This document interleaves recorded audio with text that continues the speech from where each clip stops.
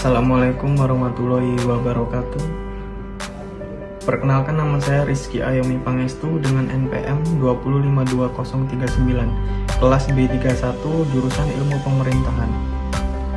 Studi Perencanaan Pembangunan dan Pemberdayaan Masyarakat, Fakultas Ilmu Sosial dan Ilmu Politik. Baiklah, di sini saya akan menjelaskan tentang perencanaan, manfaat, fungsi, dan jenis-jenis perencanaan. Perencanaan. Pengertian mengenai perencanaan.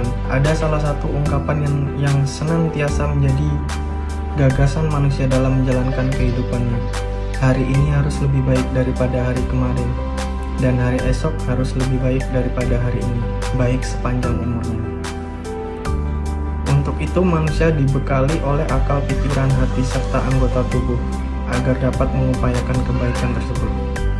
Setelah melakukan perencanaan, manusia akan lebih mudah untuk mengembangkan aktivitas guna mendapatkan kebaikan hidupnya. Pembangunan. Kata pembangunan mungkin saja sangat akrab di telinga kita. Kata ini diartikan sebagai usaha untuk mewujudkan kemajuan hidup berbangsa. Akan tetapi, pada sebagian besar masyarakat, pembangunan selalu diartikan sebagai perwujudan fisik. Perencanaan berdasarkan dimensi waktu.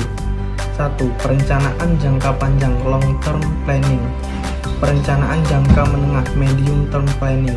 Perencanaan jangka pendek short term planning. Perencanaan berdasarkan dimensi jenis. Perencanaan dari atas ke bawah top down planning. Perencanaan dari bawah ke atas bottom up planning. Perencanaan menyerong ke samping diagonal planning. Perencanaan menyerong ke samping dibuat oleh pejabat bersama dengan pejabat bawah di luar struktur. Perencanaan mendatar horizontal planning. Perencanaan menggelinding rolling planning. Perencanaan menggelinding merupakan perencanaan berkelanjutan, mulai rencana jangka pendek, menengah, dan panjang. Perencanaan gabungan atas ke bawah dan bawah ke atas top down and bottom up planning. Perencanaan ini digunakan untuk mengakomodasi kepentingan pusat dan wilayah atau daerah. Perencanaan berdasarkan dimensi spasial. Perencanaan berdasarkan dimensi spasial adalah perencanaan yang terkait dengan ruang dan batas wilayah yang dikenal dengan perencanaan nasional berskala nasional, regional berskala daerah atau wilayah, perencanaan tata ruang dan tata tanah, pemanfaatan fungsi kawasan tertentu. Perencanaan berdasarkan dimensi tingkatan teknis perencanaan.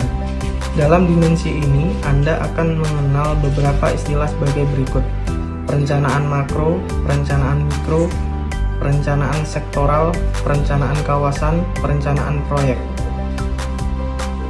Manfaat penting lainnya dari sebuah perencanaan: memungkinkan untuk terpeliharanya persesuaian antara kegiatan internal dengan situasi eksternal, efisiensi pemanfaatan sumber daya organisasi, memonitor dan mengukur berbagai keberhasilan secara intensif sehingga bisa menemukan dan memperbaiki penyimpangan secara dini, membantu penyesuaian diri dengan perubahan lingkungan, memberikan pegangan dan menetapkan kegiatan-kegiatan yang harus dilakukan untuk mencapai tujuan tersebut, memudahkan dalam berkoordinasi dengan pihak terkait.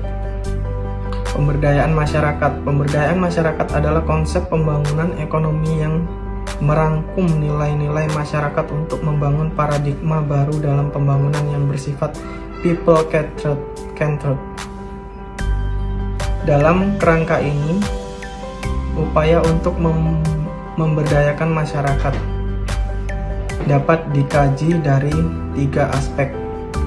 Pertama, enabling, yaitu menciptakan suasana yang memungkinkan potensi masyarakat dapat berkembang. Kedua, empowering, yaitu memperkuat potensi yang dimiliki masyarakat melalui langkah-langkah nyata yang menyangkut penyediaan berbagai input dan pembukaan dalam berbagai peluang yang akan membuat masyarakat semakin berdaya. Ketiga, protecting, yaitu melindungi dan membela kepentingan masyarakat lemah.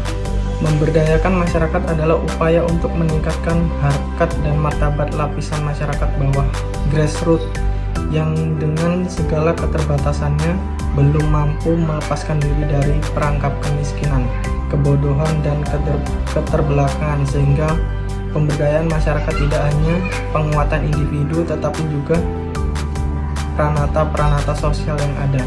Penerapan pembangunan yang dipakai sebagai pijakan dalam evaluasi kinerja pembangunan meliputi 3 kelompok teori pembangunan dipandang penting. Agus Suryono 2001, yaitu kelompok teori modernisasi, kelompok teori ketergantungan, kelompok teori pembangunan yang lain. Dalam pemberdayaan masyarakat, empowerment sebagai model pembangunan yang berbasis rakyat, menggerakkan partisipasi masyarakat bukan hanya esensial untuk mendukung kegiatan pembangunan yang digerakkan pemerintah, tetapi juga agar masyarakat berperan lebih besar dalam kegiatan yang dilakukannya sendiri. 3 upaya pokok dalam pemberdayaan masyarakat yaitu menciptakan suasana yang memungkinkan potensi masyarakat berkembang, enabling, memperkuat potensi yang dimiliki masyarakat, empowering,